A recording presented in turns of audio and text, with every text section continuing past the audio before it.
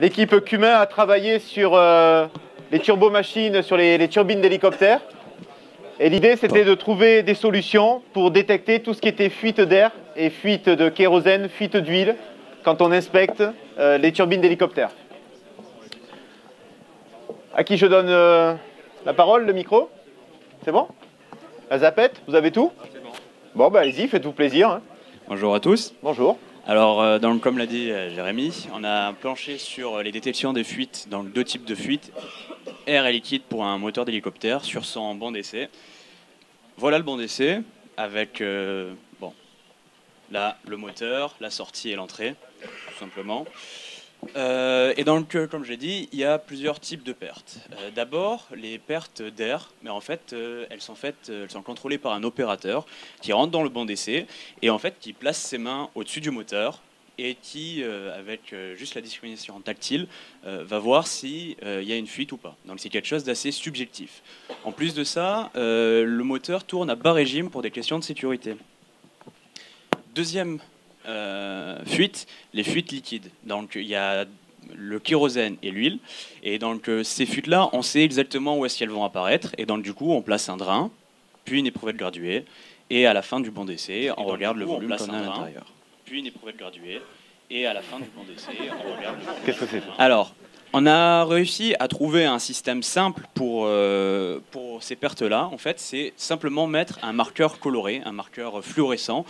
Et après, à l'aide de caméras, de lumière ultraviolette et de caméras pouvant détecter ça, à la fin du banc, on éclaire et on a directement le lieu des fuites. Avec un traitement de l'image, après, on peut quantifier tout ça.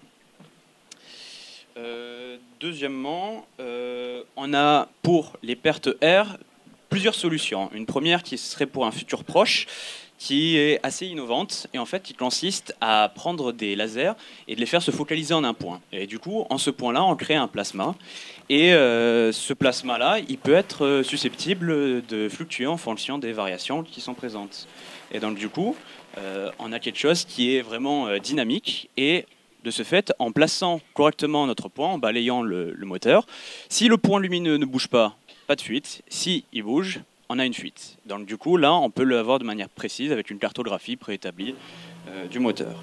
Maintenant, pour avoir des solutions qui sont un peu plus faisables dans la transition, on en a une autre, en fait, qui utilise un phénomène qui est connu, qui est assez ancien, qui s'appelle la strioscopie.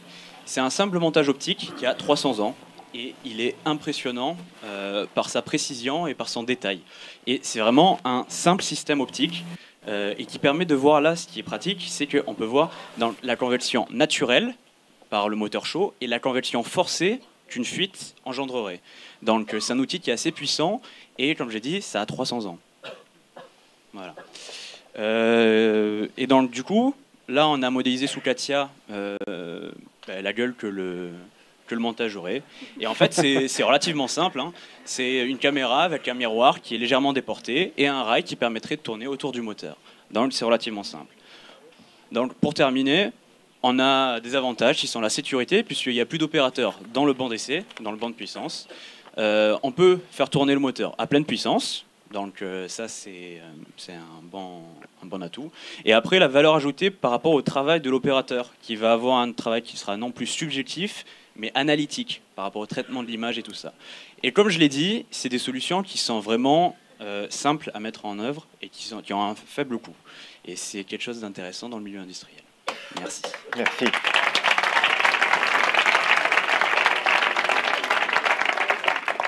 Quelques petites questions peut-être? Scotché, le membre du jury là. Il note.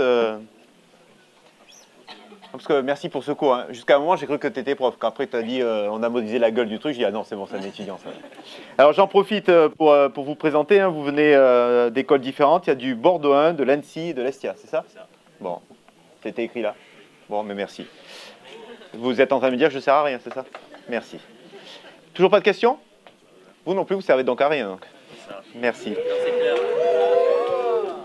Eh bien, oh, je dis ce que je veux. Est-ce que Safran est revenu? Non. Non.